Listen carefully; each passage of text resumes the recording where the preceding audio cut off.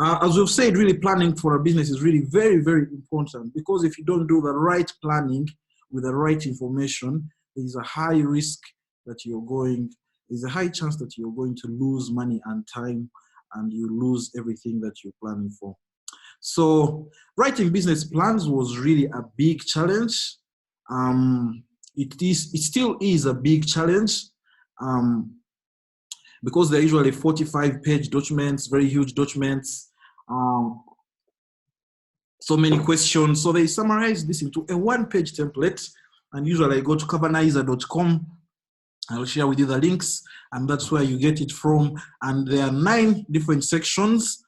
As you can see on the screen, if you can see my screen, say yes once again. You can see the customer segments. There's the customer segment. There is the customer relationships. There is the channels, revenue streams, value proposition, key resources, activities, partners, cost structure. Those are the 9 components of the business model canvas.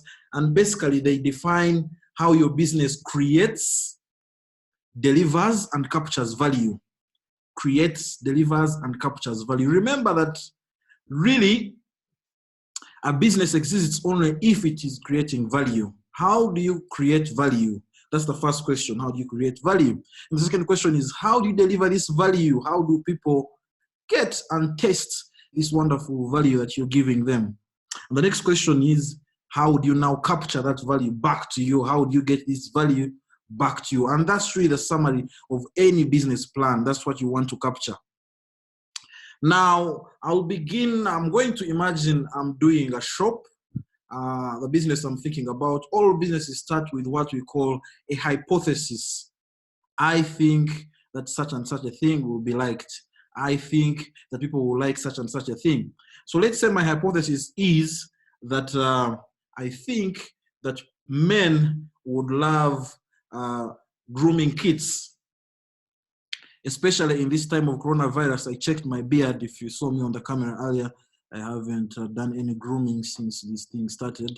And I was thinking, you know what, don't you think there is a need to give males some grooming kits? And not only grooming kits, but some other things that men might need that we don't usually use. Maybe some for shave, the after shaves, the pre-shaves, and some of them for skin.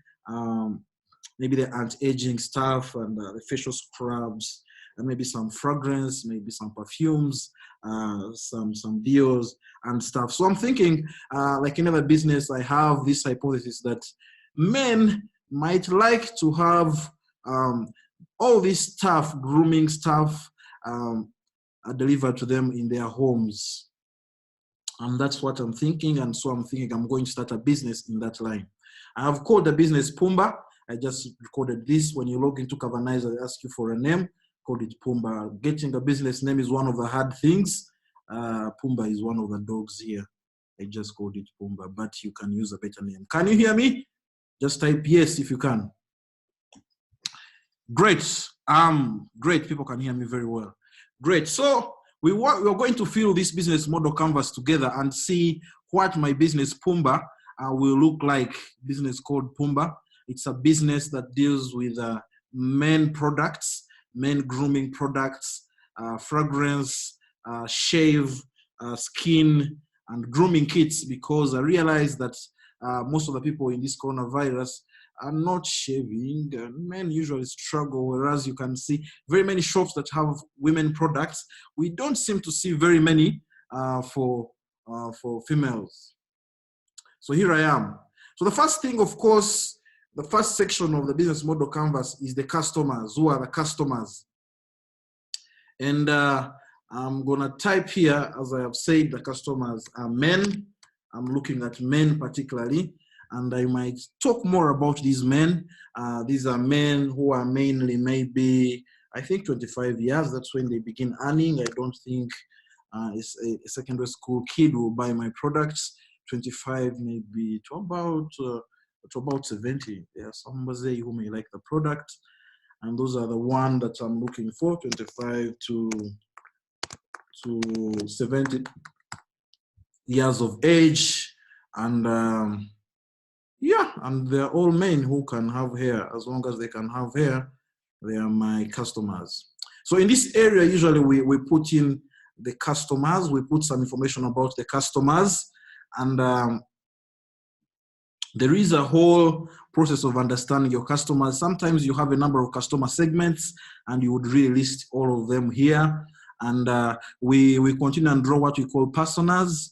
I'll talk to them to you at some point. Personas, we try to understand who the customer is and go into detail. It's important that you know your customer to the right detail, because of course these men that I have put here definitely are men, they have some income. There's a certain caliber of men, not all men, but for now, men 25 to 70 years. So that's the customer section. Business begins with who is the customer, and we have filled that section. The next question usually is, what value are we giving this customer? What value are we going to give this customer? And I go next to this box of value proposition. It's called value proposition. Remember that people buy value. People do not buy anything else apart from value. So you must know what value you're giving them. And I'll say my first value is price. I'm going to concentrate on price because I want to give them unbeatable prices. I want to give you a price that you cannot get any store in Kampala or in Uganda or wherever, unbeatable prices. That's the first value I'm giving. The other value I'm going to give is convenience, because I'm going to again use the power of the internet to deliver these in people's homes, and it's going to be convenient. Well, it can't be one click. Amazon has the patent for the one-click shopping, but I'm going to say a few clicks, and you have a few clicks and items are delivered to your home. That's what I want to do. A few clicks, items are delivered to your home.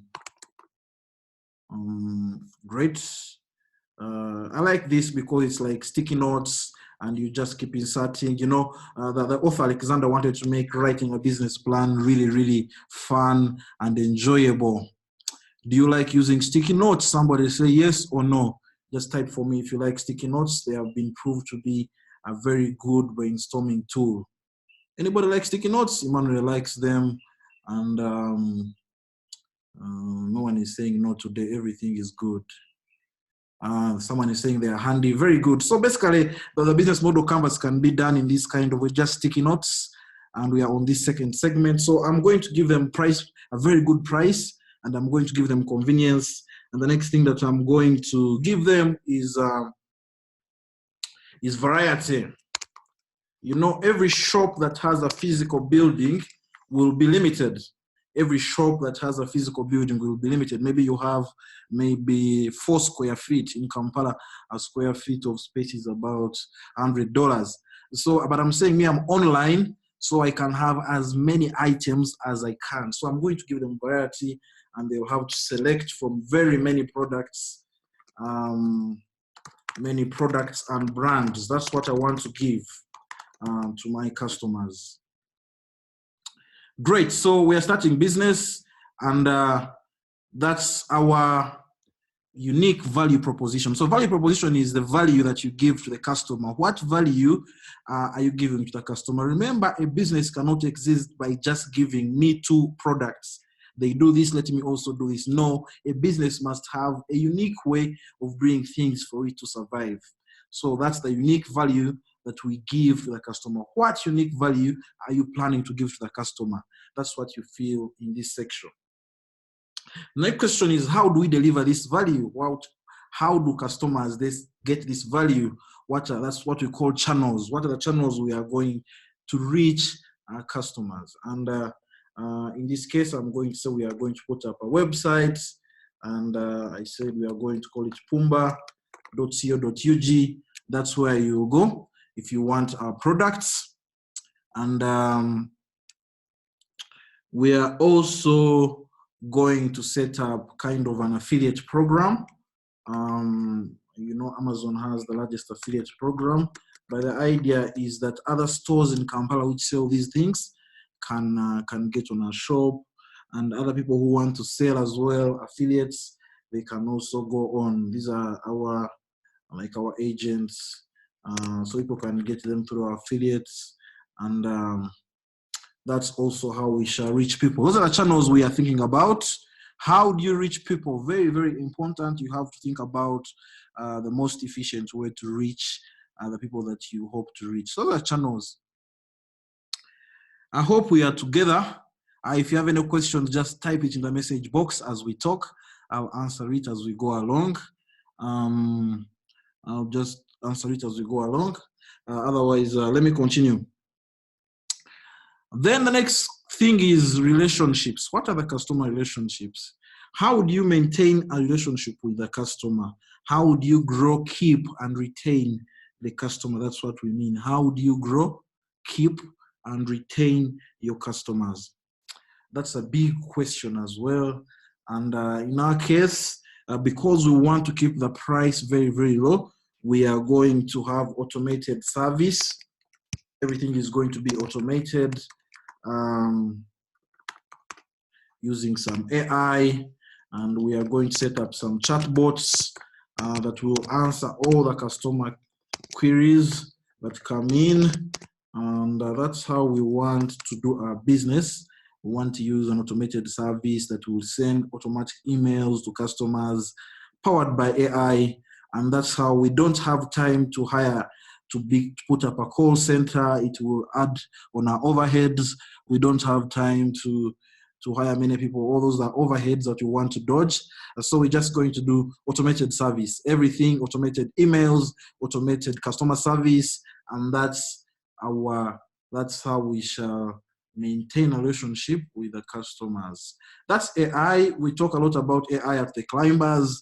The fourth industrial revolution is here, and we work to help businesses not to miss out by embedding some of this AI in their business to cut costs and serve customers better. Remember, a chatbot does not sleep. It will work 24/7, and if it's well trained, it will answer questions as well as a human being. True or false? If you think that a chatbot can do the work as a human being, you can just type for me, yes, chatbox, or no chatbox in the message area. Isaac says true. Just say yes, chatbox, or no chatbox. Chatbox can do the work. Some people are saying yes, chatbox. I'm yet to hear someone who has been annoyed by a chatbox. They can really be annoying when they go wrong and when they are not well trained. So that's the part. Those are the first core components that we talk about, that are about how we create value. That's how we create. We've talked about our customers, our value proposition, how do we reach them, and how do we maintain the relationship with our customers. Now we'll go ahead and now go to the side of the business model canvas, usually called the infrastructure side, that has lots of other things that we have to think about as a business. And the first one is, how shall we make money? How are we going to make money? Now the internet has a lot of creative business models. You've seen SafeBorder, Uber using the commission-based systems. Some people use licensing for software. There are quite a number that we use on the internet. But in this case, we are going to say, number one, we make money. The revenue area is really about how do you make money? We make money from sales margins. These are direct sales of our products. If you buy a product, we have a percentage off, and that's what we do, sales margins. So that's how we make money. We shall also make money from commissions. Let's put commissions. If you are a shop and you want to sell fragrance, we sell your product, you give us some commission on sales. Let me just put that, commissions, and we may be innovative a little bit and add another revenue stream, which we are going to call Prime. We are copying the Amazon Prime. Basically, the idea is that if you can set up your monthly orders, we shall deliver them to your home every month. Just set up your order. You say, every month I need 1 tube of aftershave. I need another tube of ABCD, and then we shall deliver it to you. Simple as that. These are monthly subscriptions. It's Prime. You get a discount for this, and we shall deliver it to your home without you making orders. You know your monthly consumption. Just tell us your monthly consumption, and we will do that. So we make some money from Prime. You may pay a little bit more for the service, or we may give you a discount once in a while, but we make some money from Prime. Great. So revenue streams are very important, and the internet gives us a huge opportunity to be creative on how we make money. There are a number of ways to make money on the internet, and these are some of them, and we'll see more as we go along. Now, the question is, what activities must we do? There's a question here. What are the most important activities? The keyword here is key. There are many activities you have to do, but we have to do some kind of prioritization and say, I will begin with this. I will begin with this. What are the most important activities? And we are saying for us, the most important activity is what we call merchandising. Merchandising. Anybody knows merchandising? If you know, type yes, merchandising. If you know merchandising, type yes, merchandising. The word is even hard. By the time we type it, we may be done with that. Nobody knows merchandising. If you don't know, just say no, ME. Pierre knows merchandising. Merchandising is really the concept that you see in supermarkets, that when they arrange supermarkets, the bread has to be near the coffee, near the blue band, near the everything that goes with bread, so that maybe when you buy bread, you remember you need blue band, and before you know, you've bought tea leaves. So they arrange things in a certain way. So for us, we think that also the most important thing on our site is doing merchandising, and we have to do this using some artificial intelligence. This will help us to kind of, it's what you see on the internet, something that says people who bought this also liked this. You may also want this. That's what we want to focus on, because it will help us get more sales. That's one key activity that we think we need. And it's powered by AI. Basically, we would have a recommender model that is there behind, that sees how people shop, and as it is doing work in the background, it is telling people who do this also do this, and that, of course, makes the customers happy and boosts sales. Proven, boosts sales. The other thing, of course, we'll do is platform design and optimization. Basically, we want our platform to be the website that we shall set up, or the app should be very, very, very, very simple. The platform has to be very, very simple and work very, very well. There's a question that has come in. I'll just answer it quickly. He's saying that, just curious, that's Silas Ojuka. How are you, Silas? He's saying the Canvas is good for profit-seeking businesses. What works for non-profit-seeking businesses? True, the same actually tool works for non-profit businesses. It's just about the revenue streams are different. You know, even a non-profit must have some sort of income. There's a popular quote where they say that charity is not scalable. If you start a business that is purely non-profit, there's a limit to which you can do charity. So charity does not scale easily, and that's why all non-profits basically have to look for a way to maintain some sort of money, because they want to make some money and continue doing the charity work they do. So there is a way some money comes in. The revenue streams, there will be like donations or something like that, and that is, but it works for any business, however small, from small businesses to businesses that have millions of people. This is the tool that businesses globally are using, and I hope you're seeing its usefulness as we discuss. Now we have our key activities. Like I've said, we're going to do merchandising very well, some AI there, and we're going to optimize the platform and see how it goes.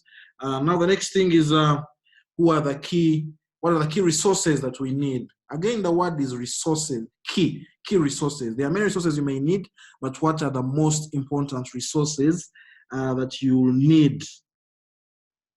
And for us, basically, since our business is IT here, we need a lot of engineers, software engineers. Basically, we'll say human resource is one of the most important things we need. to make this work. Basically human resource, and we'll look at software engineers, and maybe a data scientist to do some of those things that I have talked about. Never mind. Great.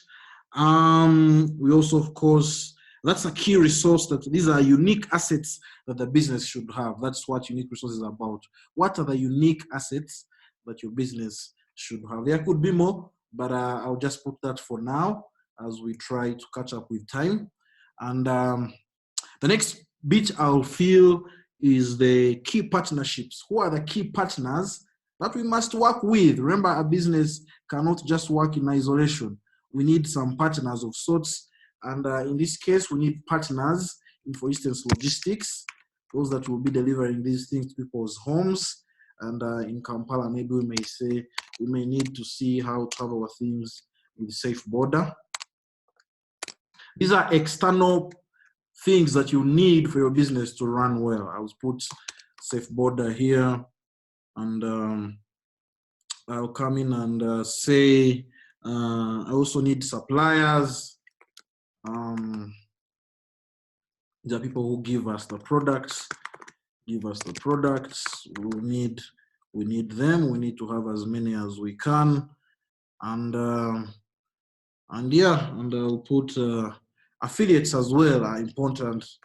We talked about them. These are partners that we may need to work with, affiliate shops that sell on our behalf, or individuals who sell for us. So those are some of the key partners that I'm just going to put for now. And finally, I'll fill in this area called the cost structure. The cost structure. What are the main cost drivers that my business relies on? What are the main costs that I have to think about? One of them, of course, is the cost of goods. Cost of goods. These are things that directly affect our revenue, which we put on the side. This is what we call maybe the buying price, the one that we buy things at, the cost of goods, buying price. And we are going to put another important, those are costs that we have. We may need to do some advertising on maybe social media and etc. So we might incur a cost there. We may incur, of course, we have human resource salaries,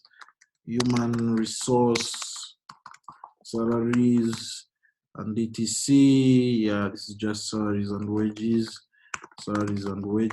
and we put them there. And we may also incur some costs. Of course, taxes, the ones that are as sure as death. You have to pay taxes. We shall have taxes taking away some of our money. These are legal obligations. And I could go on and add some of the things that we think that will affect our business. Of course, there is logistics, the transport costs. Transport costs definitely are going to be there.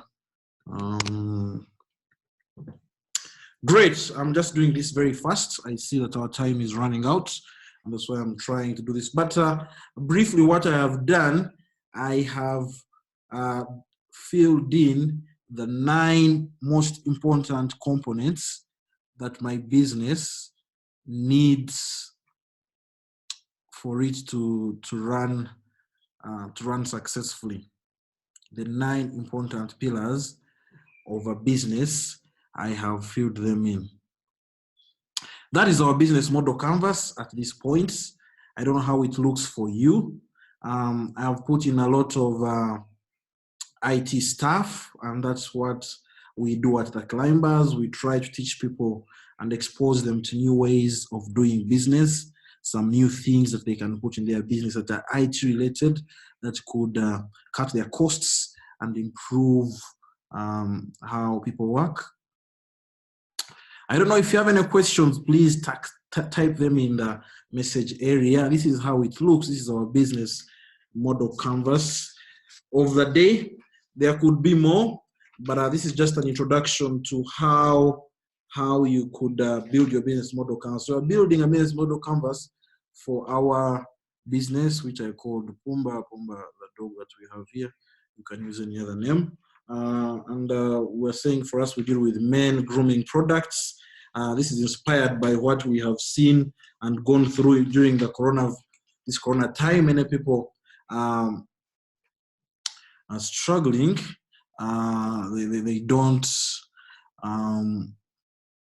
They don't cut their beard, myself inclusive. So we are thinking that if we give them a good business, they can begin buying some of these products. Great, that's our business model canvas, and I'll begin taking some questions. And I see there is one question here: how do we relate low price to quality? That's a big question. Low price to quality. You know, most people think that actually the lower the price, the quality. That's what most people does. Does price affect quality? If you believe so, just type for me in the text area. Price yes, if it affects quality. How does price relate with quality? Price yes or price no. If you think that the price affects quality a lot, just type for me price yes in the text area. Sanji says yes, definitely something expensive is better. Gilbert says yes. Hey, everyone is saying yes again. Even Ezra is saying yes. Now, this depends on a number of factors, really. What we have known in this world now is that actually price does not always equal to quality, especially in the service industry. And this was approved by a gentleman who put up the 10,000 hour rule. He said that it takes 10,000 hours to be an expert at anything. And it was basically in healthcare. Most people think that a hospital like Kampala International Hospital, which is very expensive, does 2 surgeries a day, is better than a hospital like Chizizi Hospital, which does maybe 20 surgeries a day. And using the principle that it takes 10,000 hours to be an expert at anything, it was proved that actually if you're in the hands of a doctor at Chizizi Hospital who does maybe 20 surgeries, maybe 20 are many, he does 10 every day, and a doctor at Kampala International Hospital who does 1 surgery a week, basically you're in safe hands with the other guy who has done more practice, again, depending on 10,000 hour rule. That's for services. When you're looking for services, look for someone who has done it over and over again, because their quality will definitely be better than the one who doesn't do it. True or false? So price does not always equal to quality. And we do a lot, as you can see, this business of ours that I put here, we don't have any warehouse costs. We are trying to minimize all the costs here using technology, and for that matter, our quality will still be good. We are going to get all the good brands from America, from wherever, and then we will still give the quality that you want, but at a low price, simply because we are keeping our overheads very low. The other important aspect of price and quality usually comes in terms of economies of scale. If you have very many customers, you can decide to put the price low, get smaller margins per customer, and then make more money. So economies of scale can also affect the price, but does not affect quality. I hope I've answered your question, Benjamin. I'm seeing more questions coming in. Let me see. Some of you have questions. You can, there's a functionality for putting up your hand. Just raise your hand. I just want to hear from you as well. I hope that we won't have problems with sound and all.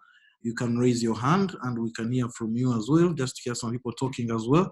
There's a functionality for raising your hand. Noel says, is it mandatory to practically have all these aspects indicated on the business model canvas before one fully launches in operation of the business, especially when starting a small scale business? Yes, some of the things you may not have answers, but the more answers you have, the more light you have about your business. So try as much as possible to fill all the 9 components. Think critically about the 9 components and make sure you fill each of them. There's a reason each of them is there. And like I said, these are many hours of research. So it's good, but the business model canvas changes depending on the stage of the business. This one might be for a starting business. As it grows, things keep changing and you add more things. And so it's not a static document. It keeps changing depending on the times. Timothy says, does business model only apply to startups? It applies to every business, even the ones that don't use technology. Actually, it applies to any type of business, even the ones that are existing. Getting one from Pierre here. Does the part of customer segments also put into consideration the location of the business? E.g., Pumba considered men.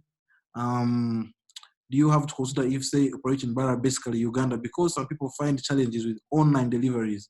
Some advice? Yes, absolutely. The customer segment, like I said, is a small, we basically, it has talk about the customers and in as much detail as possible. Maybe just to make this announcement right now, for those of you who have attended this, I'm going to do follow-up sessions. I'll do follow-up 3 sessions to follow up what we have been talking about today. I'll do one next week on Wednesday, same time. And I'll do another one on customer development next week, same time, where I'll try to talk about how to develop customers, and we'll dive deeper into customers and understand them. And I think that will be a good session. I'll do another one the other week on what we call minimum viable product, MVP. How do you get to that point when you're ready to begin getting customers, the MVP? I'll do that session again. And I'll end up this series with another session on what we call innovation accounting. That's the other week, innovation accounting. And I'll begin taking you a bit into numbers, a little bit. Business has a lot of numbers. Strive Masiu has said that as long as you can read and count, you can do business. So there's a lot of counting in business, and I'll introduce you to some of the numbers that you need to begin looking at in terms of doing business. So just to make that announcement, for those of you who have liked this and want to go deeper, next week we shall have another one on customer development, and we'll have another one on MVP, the minimum viable product, another one on innovation accounting the other week. And all these are free. All these are going to be free for you. I will just be sharing with you some of the things that I know. So just be there at the right time, 3 p.m. Wednesdays, every Wednesday, 3 p.m. And I'll share more about some of these things. Has this business model been tested in Uganda? Yes, we use the business model canvas everywhere. It's what works everywhere. I don't know what you meant there, but this is what some of us have been using for a long time now and for many businesses. How do you evaluate whether it works or not? True, once you have drawn your business plan, then the only way to evaluate it is to go to the customers. And when we talk about customer development, you realize that everything you think you know, you see what I've put here, everything I think I know is what we call a hypothesis. I have to go and validate it with the customers. As it looks, some of the things will change. And if you go with me in some of the sessions, you realize how some of the things will change. So this is just the beginning, but to evaluate whether you have a good business plan, you really have to go to the customer.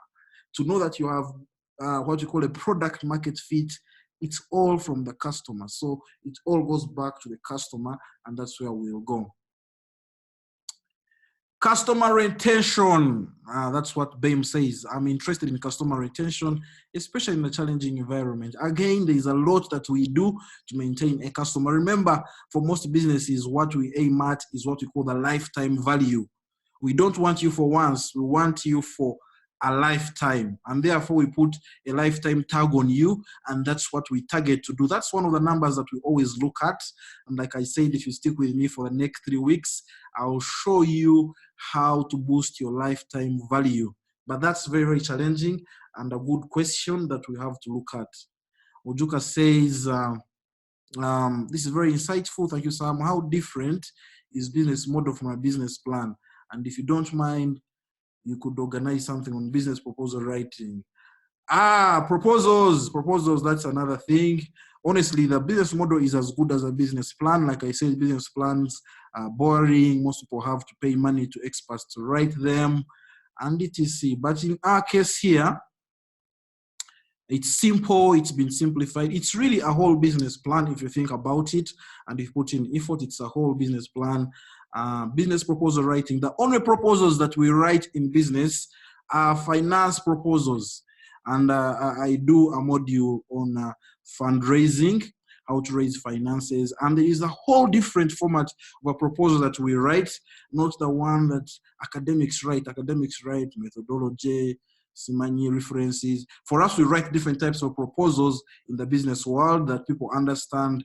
And if you stick with me, one day I'll share with you a template and show you how it's written and what are the most common components.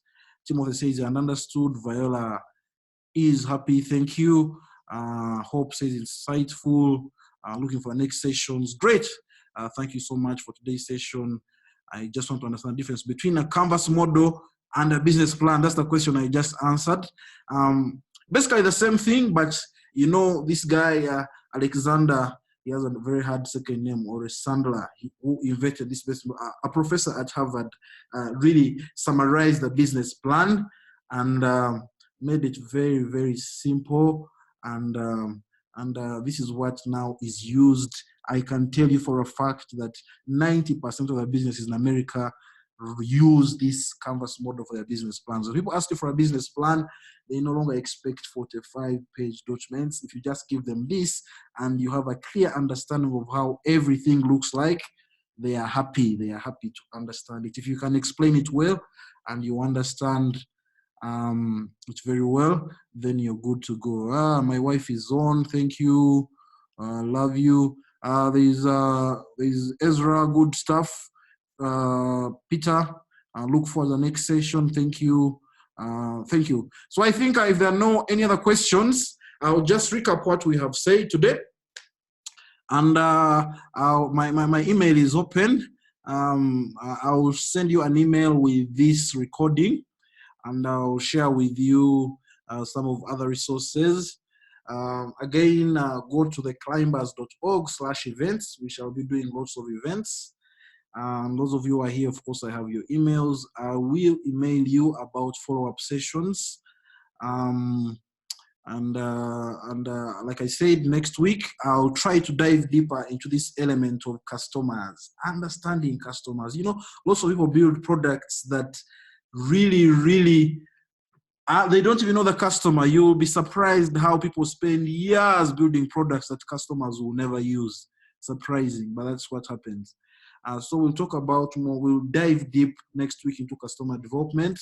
And the other week, I'll dive into what's the minimum that you can put up to run a business, the minimum viable product, MVP. Very, very important. I'll go through that as well.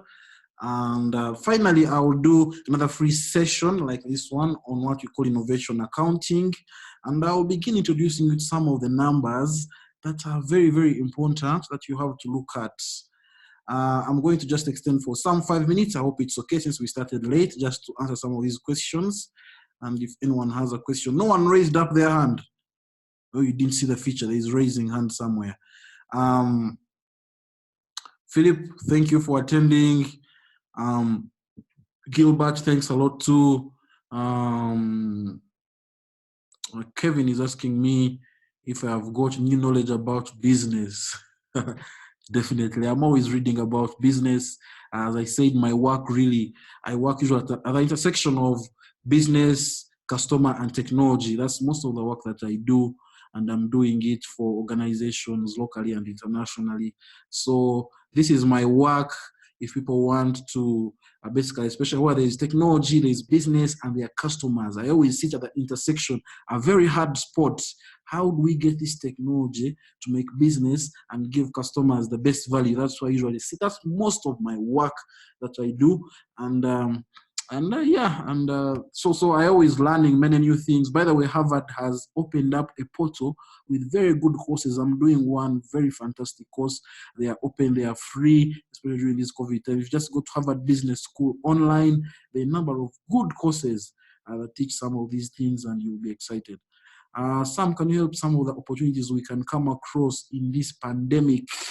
The opportunities are like what I've been talking about. We really believe that finally e-commerce is going to take off. People are going to begin buying things online. Friend of mine has been selling chicken online just by posting on Facebook, and he told me every day he gets not less than 10 orders. We think that e-commerce is one of the big things that is going to change, and there's a lot that has to happen for e-commerce to kick off. I don't know whether you've read about the Taobao villages, in China. Taobao is C2C, consumer-to-consumer platform owned by Jack Ma, and how they changed the face of e-commerce in China. Man, those are kind of things we're going to see. Taobao villages in Uganda. We are expecting people to build C2C platforms, B2B platforms, and all these things. I think finally it could be ripe for e-commerce to take off. So for me, I'm really very optimistic about e-commerce, especially in this pandemic. Isaac, thank you. Can you talk about business in the health sector? This happens to be my side. I also do a lot of work in the health sector, especially. And we'll see. Maybe I'll put up one example in the next sessions about health. Health is a tricky area because it is really underfunded in this part of the world. And therefore, you must have innovative business models. You must have very innovative business models that I will share about also maybe in the next like I'll try to mention something about health. Let me get another question. Isaac, okay, that's Isaac. What would you tell a person regarding the contribution of technology for business in the current era? What would you tell a person regarding many people whom I told about technology long ago, they have refused to adapt. Man, things are changing. You know the Darwin's law. It's not about the swift, but those who adapt. So those who are not going to adapt to technology, I can tell you for a fact that they are going to run extinct. Because we are running on tech right now. Imagine there was no Facebook, there was no WhatsApp. How would we even be still communicating, you know? It's difficult. So I would just tell them, man, tech is going to run many things, and you don't have to be a total tech person like me, but you really need some tech for you to survive. I see Emma has his hand up. Emma, are you in South Africa? Let me get to you. You'll tell us whether you're in South Africa. Let me try to unmute you. I can't see you. Where are you? Emma, Emmanuel, maybe you could ask a question. It's always good to also hear some people. Emma, I have unmuted you. How are you, Emma? I'm doing well, thank you. Can you hear me? Yes, we can hear you. Great. Thank you very much for the program. I really love the way you've explained the different segments of the business canvas. So my question specifically focuses on the customer segments. Yes. Now, talking about customers, there comes, I think, three different scenarios. You have the customers, you have the beneficiaries, you have the users. So I think what I know is that at some point, a customer might be the beneficiary, at the end of the day also might be the user. But there's when you find that the customer is not the beneficiary, neither the customer is the user. So in this scenario, who do you focus on when you are building your business? Thank you. Thank you. Am I in South Africa? Yes, I am. How is Cape Town? Cape Town is good. Good to hear from you. So let me answer your question. Yes, this customer segment area really has a lot to talk about. And like you've said, sometimes the customer is the user and the user is the customer, and sometimes it's neither. Very challenging area. I may not go into the details right now. Like I said, customers are the most important thing. I just request that if you can come in next week, because it's a whole session on customer development. That's why I put up a whole session on customer development. If you're on Wednesday, we'll dive deep into different customer segments. But what happens usually is that if we have different customer segments, we build different business models for each of the customer segments, because some of them are being they get the product differently. So we build like 3 different business models for each customer segment, and we think through their journey clearly. Customers and users. In this case, we are basically interested most especially in customers. Those are the ones that will get some money out of their pocket and pay for the product or service that we are offering. Those are the ones we are interested in. The users coming a little bit later. Yep, I think there are no more questions. Nobody else wants to raise up their hand. If you want to ask a question, just one more person and one more question, and we'll call it a day. And I'll hope to see you next week. Anybody else has a question? No, everyone is happy. When there are no questions, you worry. Anyhow, what I will ask you to do is to, yes, can you invite your friends to the next section? Absolutely. I will share the link. I'll email you with the link to the next call, and invite your friends, let them join in. If they have missed this session, I will put a recording on the Climbers website where they can try to catch up. But basically, it's very important that whatever you learn, you practice. So I am going to ask you to make sure that you go to cavanizer.com, this very address that I'm going to share with you. And it's a matter of putting in your email address, and you begin drawing your business model. And at the end, you can save it as a PDF or as a PNG. Please go and practice. I know some of you are thinking about this. Go and practice. And if you email me and have questions about the business model, if most of you practice, I will be forced to do a session maybe on Tuesday. I can do another session on Tuesday just to go through some of the work that you have done. But that is only if there are people who want that. How many people want me to review their business models next week, Tuesday, before the session?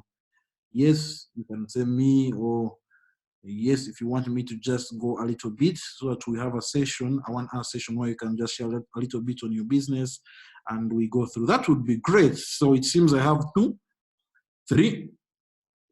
Great. So I'm going to organize another session Tuesday evening where basically I'll give you a minute or so to just project your business model, and we'll just try to go through and give quick advice. I think that will do.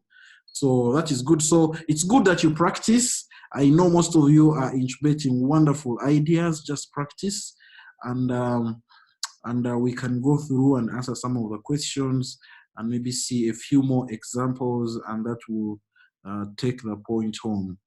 One of our mentors always says that the key to learning is to, whatever you learn, take massive action. So in this case, if you learn how to do business models, you go and take massive action, grow your business model canvas, and read more about it. There's lots of literature as well online. Just take massive action and understand it. And if you have a brother or a sister that you think can be your partner or another partner, share it with them and tell them this is the business I'm thinking about, and take them through all the 9 components. And then we'll see how that, and then we see, and that's that. You have to take massive action. So I'm going to organize another session on Tuesday. I will tell you the time. I will email you for those who want us to go through again with some examples and share a look through some of the business models. Everything is, of course, very confidential. And then we see how to improve our business models. And then for those who even want more, what I do for organizations and for some individuals, I do one-on-ones. We call them masterclasses, where you have me basically every week. I dedicate some time every week to take you through, to go through your business and suggest some new ways, suggest uncover new things, and just give it. But that one is a premium service. But if you want to go to that level, we can also go to that level. Thank you very much, guys. Thanks everyone for making it. I hope you go and take massive action, and see you Tuesday or Wednesday. To be a 4-week series. This is the first one. Another one on customer development, very important, Bible products. innovation accounting. Very, very key to look for information. I cannot tell you if I have known some of these things earlier, I don't know. But it took me very many years to understand some of these things, and I'm happy to share with you because I know some of you might take years and waste a lot of money if you don't understand some of the important things that you're supposed to know. Thank you very much. Cheers. See you next week. And thank you for being here. Great. See you next week.